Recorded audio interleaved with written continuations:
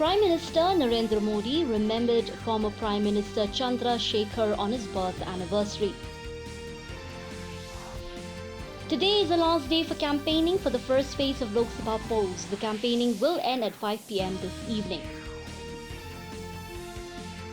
The notification for the fourth phase of Lok Sabha election will be issued tomorrow. Elections will be held in 96 Lok Sabha seats in the 9 states and 1 union territory in this phase. In Assam, Prime Minister and senior BJP leader Narendra Modi is holding an election rally at Nalbari today. He was given a grand welcome last evening in Guwahati upon his arrival at Borjhar Airport. Devastating rain and flooding battered normal life in the United Arab Emirates. Meanwhile, heavy rains continued to lash Oman, killing at least 19 people in North Al Sharqiya and Adam on Monday, official sources said.